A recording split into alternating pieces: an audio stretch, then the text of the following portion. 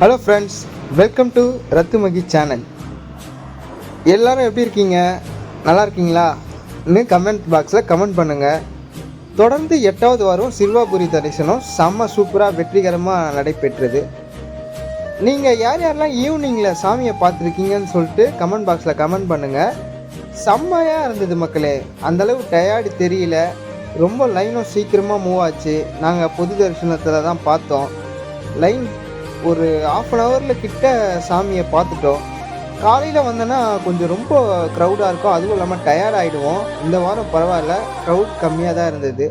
சாமியெல்லாம் பார்த்துட்டு வெளியே வந்து பார்த்தா சந்தை மாதிரி, மினி சந்தை மாதிரி போட்டிருந்தாங்க. காய்கறி எல்லாமே ஃப்ரெஷ்ஷாக தான் இருந்தது. எல்லாம் தோட்டத்தில் விளைஞ்சதுன்னு சொன்னாங்க. நீங்களும் சிறுவாபுரி வந்தீங்கன்னா அங்கே இருக்கிற விவசாயிங்க கிட்டேருந்து உங்களால் முடிஞ்சதை காய்கறியை வாங்கிட்டு போங்க. அவங்களுக்கும் யூஸ்ஃபுல்லாக இருக்கும். அதுக்கப்புறம் லாஸ்ட்டாக ஃபைனலாக என் ஃபேவரட் பாதாம் பாலை குடிச்சிட்டு இந்த விளாகை முடிக்கிறேன் ஃப்ரெண்ட்ஸ். தேங்க்யூ, பாய் பாய்.